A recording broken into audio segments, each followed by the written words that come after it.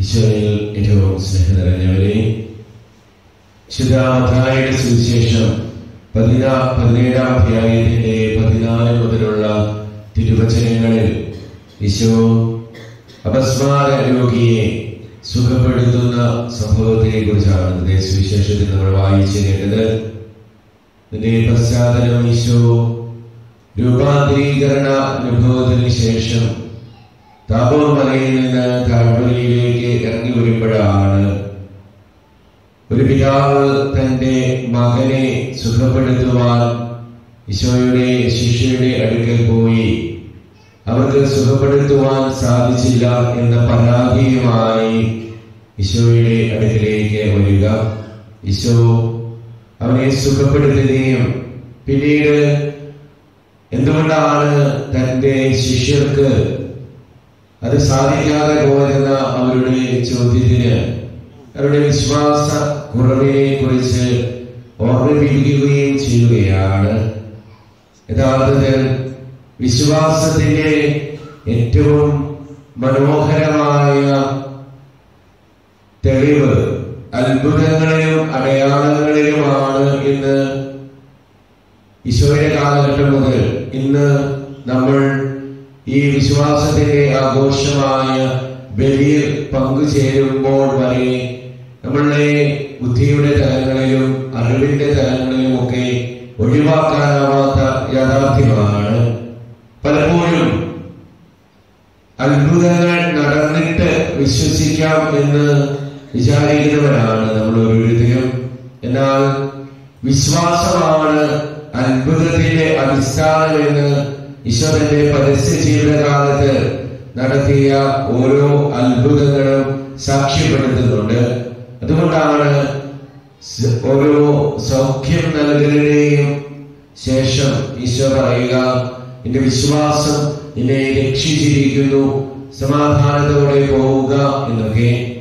അതുകൊണ്ട് ജീവിതത്തിന്റെ ഏറ്റവും അടിസ്ഥാനപരമായ വിശ്വാസ മനോഭാവത്തെ സ്വന്തമാക്കുമ്പോഴാണ് നമുക്ക് ജീവിതത്തിൽ അത്ഭുതങ്ങൾ കാണാനായിട്ട് സാധിക്കുക.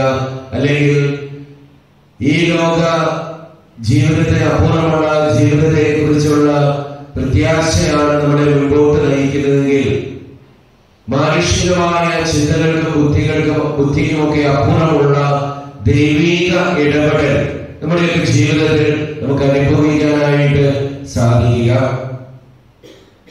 പൗരോഹിത്യ പട്ട സ്വീകരണ വേളയിൽ അഭിമന്യ പിതാവ് വൈദികാർത്ഥിയെ അല്ലെങ്കിൽ പൗരോഹിത്യം സ്വീകരിക്കാനുള്ള ആഗ്രഹവുമായി നിൽക്കുന്ന ശംശാനയ്ക്ക് മുകളിൽ കൈവച്ച് ശിരസിന് മുകളിൽ കൈവച്ച് നടത്തുന്ന 2 അഭിഷേക പ്രാർത്ഥനകളുണ്ട്.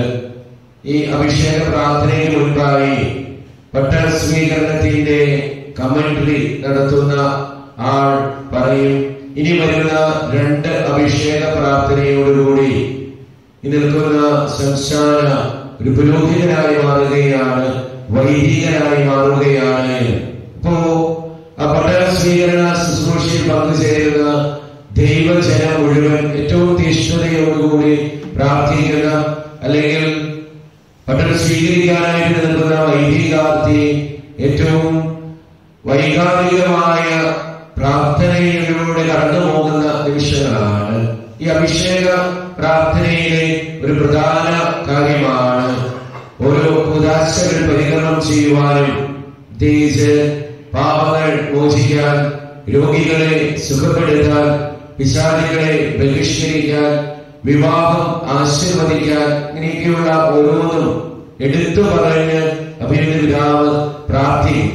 അതിനിടയിൽ ഒരു പിതാവ് തന്റെ വലത് കൈ, ശിരസിൽ വെച്ചിരിക്കുന്ന വലത് കൈ ഈ പുരോഹിതാർത്ഥിയുടെ കയ്യിൽ പിടിക്കുന്ന വളരെ ചെറിയ ഒരു സമയമേ ഉള്ളൂ. കൈവെപ്പ് ശുശ്രൂഷയിലൂടെ അഭിഷേകം പകരപ്പെടുന്ന നിമിഷമായിട്ടാണ് ആ സ്വർഗീയ നിമിഷങ്ങളെ കരുതപ്പെടുകയും അത് വിശ്വാസപൂർവ്വം സ്വീകരിക്കപ്പെടുകയും ചെയ്യുക. സേനതയുടെ ഇപ്രകാരം പൗരോഹിത്യ അഭിഷേകം സ്വീകരിച്ച ശേഷം തന്റെ ശുശ്രൂഷ മേഖലകളിൽ ഇതൊക്കെ വ്യക്തിപരമായി എത്രമാത്രം അനുഭവമാകുന്നതനുസരിച്ച് ശുശ്രൂഷയിൽ തന്റെ സന്തോഷം കണ്ടെത്താനും അതിലേറെ തന്നിലൂടെ ദൈവം എന്താണ് ചെയ്യാൻ ആഗ്രഹിക്കുന്നതെന്ന് തിരിച്ചറിയുവാനും ഓരോ പുരോഹിതനും സാധിക്കുക. എന്റെ പൗരോഹിത്യ ജീവിത വഴികളിൽ ഇപ്രകാരം രോഗികളെ സുഖപ്പെടുത്താനുള്ള അഭിഷേകം കിട്ടി എന്ന കാര്യത്തിൽ അറിവിന്റെ തലത്തിൽ ഒരു ബോധ്യങ്ങളും ഒരു കാലഘട്ടത്തിലും ഉണ്ടായിട്ടില്ല. പക്ഷേ അനുഭവങ്ങളാണ് കൂടുതൽ നമ്മുടെ വിശ്വാസ ബോധ്യത്തിലേക്ക് നയിക്കുക. ഒരിക്കൽ കണ്ണിന്റെ കാഴ്ച കുറഞ്ഞുകൊണ്ടിരിക്കുന്ന ഒരാള് ആയിട്ട് ആ വ്യക്തിയുടെ ബന്ധു പ്രാർത്ഥിക്കാനായിട്ട് വന്നു. തീർച്ചയായിട്ടും അധികം പ്രായമൊന്നുമായിട്ടില്ല. പക്ഷെ ഒരു കണ്ണിന്റെ കാഴ്ച ഏകദേശം പൂർണ്ണമായി 90% നഷ്ടപ്പെട്ടു. മറ്റേ കണ്ണിന്റെയും കാഴ്ച നഷ്ടപ്പെട്ടുകൊണ്ടിരിക്കുകയാണ് എന്നാണ് ഡോക്ടർമാർ പറഞ്ഞത്. ഇപ്പോ എന്റെ അടുത്ത് വന്ന ചേട്ടന് എന്നോട് വളരെ വ്യക്തിപരമായ അടുപ്പമുണ്ട്. ആ ചേട്ടനാണ് കാഴ്ച നഷ്ടപ്പെടുന്ന കുട്ടിയെ കൊണ്ടുവരുന്നത്.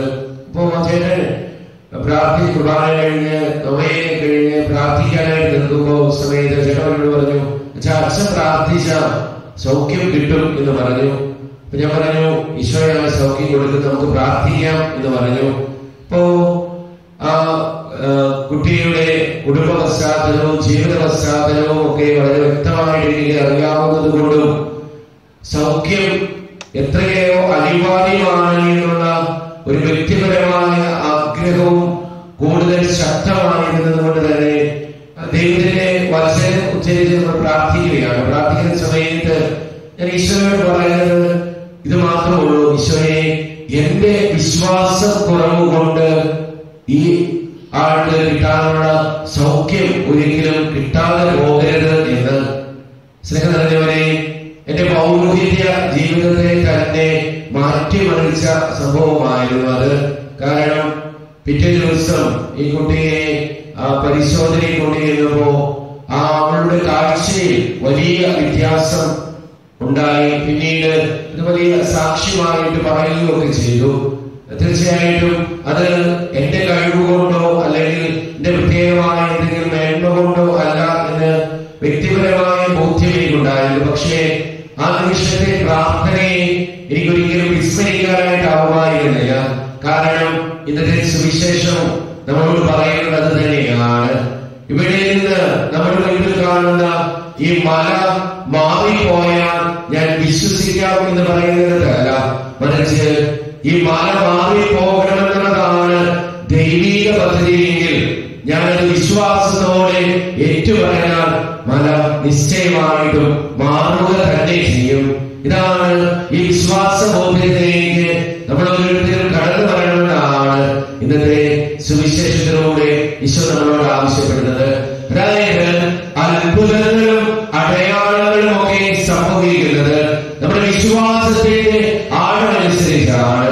ജീവിതത്തിൽ സാധാരണയിൽ നിന്ന് വ്യത്യസ്തമായ ഒരു ദൈവിക ഇടപെടൽ ഉണ്ടാകണമെങ്കിൽ അതിന് ഏറ്റവും അടിസ്ഥാനപരമായി വേണ്ടത് ഞാൻ ആരെയാണോ വിളിച്ചപേക്ഷിക്കുന്നത് അവന് എന്റെ ജീവിതത്തിൽ ഇടപെടാനായിട്ട് സാധിക്കും. അവന് അതിന് സാധിക്കുമെന്നുള്ള ബോധ്യമാണ് ഏറ്റവും ആദ്യം നമുക്ക് വേണ്ടത്. അതുകൊണ്ടാണ് ദൈവത്തിനൊന്നും അസാധ്യമല്ല എന്നുള്ള ബോധ്യത്തിൽ നിന്നാണ് എല്ലാ അത്ഭുതങ്ങളുടെയും ആരംഭം എന്ന് പറയുക.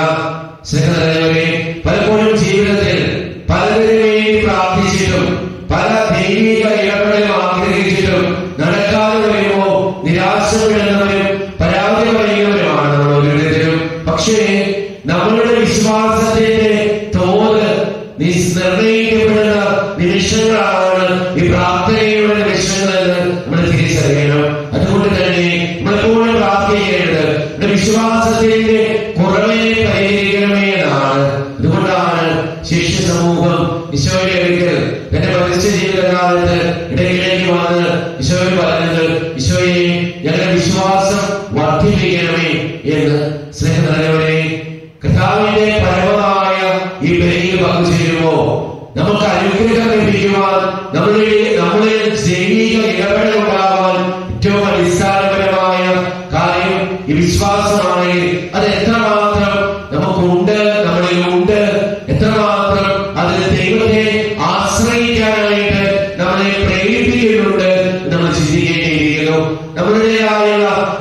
പരിശ്രമങ്ങൾ നടത്തി, നമ്മുടേതായുള്ള എല്ലാ രീതിയിലുള്ള അന്വേഷണങ്ങൾ നടത്തി പരാജയമടയുമ്പോഴാണോ നമ്മൾ ദൈവത്തിലേക്ക് വരുന്നത്?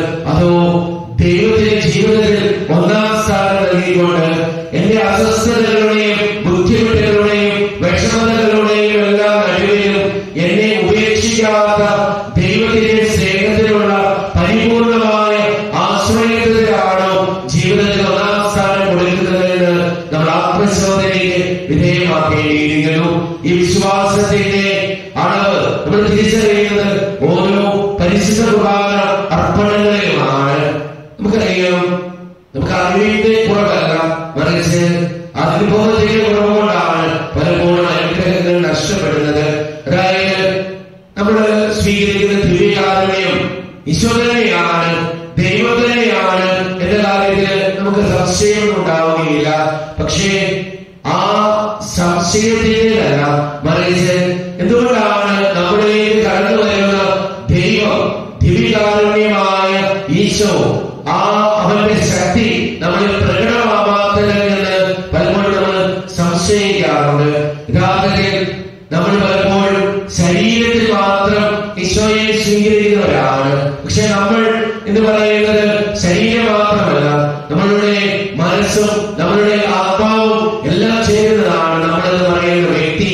അതുകൊണ്ട് തന്നെ നമ്മുടെ ഹൃദയത്തിൽ, നമ്മുടെ മനസ്സിൽ നമ്മൾ ഈശോയെ സ്വീകരിച്ചാൽ മാത്രമേ ശരീരത്തിൽ നമ്മൾ സ്വീകരിക്കുന്ന ഈ അപ്പത്തിലൂടെ അവന്റെ ശക്തി നമ്മളിൽ പ്രകടമാവുകയുള്ളൂ. അതുകൊണ്ട് ഹൃദയത്തിൽ നിറഞ്ഞു നിൽക്കുന്ന സ്നേഹത്തോടെ, അതായത് സ്നേഹത്തിന് വിരുദ്ധമായ എന്തെങ്കിലും ഹൃദയത്തിലുണ്ടെങ്കിൽ ദിവ്യകാരുണ്യമായ ഈശോയെ നമുക്ക് അനുഭവിക്കാൻ പറ്റത്തില്ല. വെറുപ്പ്, വിദ്വേഷം, പക ഇതൊക്കെ ഉള്ളിൽ വെച്ചുകൊണ്ട് ഈശോയെ സ്വീകരിച്ചാൽ ഒരിക്കലും നമുക്ക് ദിവ്യകാരുണ്യം അനുഭവമാവുകയില്ല. അതുപോലെ നമ്മുടെ മനസ്സിൽ, നമ്മുടെ ചിന്തയുടെ, ബുദ്ധിയുടെ തലങ്ങളിൽ സംശയം വെച്ചുകൊണ്ട് ഈശോയെ സ്വീകരിച്ചാൽ ഒരിക്കലും ദിവ്യകാരുണ്യം അനുഭവമാവുകയില്ല. അതുകൊണ്ട് ജീവിതത്തിൽ നമുക്ക് നമ്മുടെ വിശ്വാസം ഏറ്റവും വലിയ ആഴത്തിൽ അടക്കപ്പെടുന്നത് ഓരോ ബലിയർപ്പണ വേദികളിലുമാണ്, ഓരോ വിശുദ്ധ കുർബാനയിലുമാണ്. സ്നേഹത്തിലൂടെ ഉള്ളിൽ ഈശോയോടുള്ള സ്നേഹം നിറയ്ക്കാൻ, അവിടെ എവിടെയെങ്കിലുമൊക്കെ സ്നേഹബന്ധങ്ങളിൽ പാളിച്ചകൾ സംഭവിച്ചിട്ടുണ്ടെങ്കിൽ ഹൃദയപൂർവ്വം ക്ഷമിച്ച് ആ ബന്ധങ്ങളെ പുനഃസ്ഥാപിക്കുവാനുള്ള ആഗ്രഹത്തോടെ, എവിടെയെങ്കിലും അറിവിന്റെ ബുദ്ധിയുടെ തലങ്ങളിൽ സംശയങ്ങൾ ഉണ്ടായിട്ടുണ്ടെങ്കിൽ ആ തലങ്ങളെ കർത്താവിന്റെ മുമ്പിൽ സമർപ്പിച്ചുകൊണ്ട് ഈശോയെ ഇത് വിശ്വസിക്കാൻ, ഇത് സ്വന്തമാക്കാൻ യോഗ്യത എനിക്കില്ല, നിന്റെ കൃപയും നിന്റെ കരുണയും എന്നിലേക്ക് വർഷിക്കണമേ എന്ന് ഏറ്റവും ആത്മാർത്ഥതയോടെ പ്രാർത്ഥിച്ചുകൊണ്ട് നമ്മൾ ബലിയർപ്പിക്കുമോ, ഈശോയെ സ്വീകരിക്കുമോ, നമ്മുടെ ജീവിതത്തിലും അത്ഭുതങ്ങളും അടയാളങ്ങളും സംഭവിക്കുക തന്നെ ചെയ്യും. എത്ര പ്രാർത്ഥിച്ചിട്ടും ഉത്തരം കിട്ടാത്തതും, എത്രമാത്രം ആഗ്രഹിച്ചിട്ടും മാറിപ്പോകാത്തതും, എത്രയേറെ ദൈവത്തിനുവേണ്ടി പരിഹാരം ചെയ്തിട്ടും ഒരു പരിഹാരം മറുപടിയോ ദൈവത്തിൽ നിന്ന് കിട്ടിയില്ല എന്നുള്ള പരാതിയും നിരാശയും നമ്മളിൽ ചൂഴ്ന്നു നിൽക്കുന്നുണ്ടെങ്കിൽ പോലും അതിനെല്ലാം ദൈവത്തിന് പരിഹാരമുണ്ട്, ദൈവത്തിന് ഇടപെടാൻ സാധിക്കും. കാരണം വിശ്വസിക്കുന്നവന് ഒന്നും അസാധ്യമായിട്ടില്ല എന്നുള്ള ബോധ്യത്തിൽ സ്നേഹത്തോടെ ഈശോയെ സ്വീകരിച്ച് ദിവ്യകാരുണ്യമായ നമ്മളിലേക്ക് കടന്നു വരുന്ന ദൈവത്തിന്റെ ശക്തി നമ്മുടെ ജീവിതത്തിൽ, നമ്മുടെ പ്രവർത്തന മണ്ഡലങ്ങളിൽ അനുഭവവേദ്യമാകുവാനുള്ള കൃപയ്ക്ക് വേണ്ടി നമുക്ക് പ്രാർത്ഥിക്കാം. ദൈവം നമ്മെ അനുഗ്രഹിക്കട്ടെ. ആമേൻ.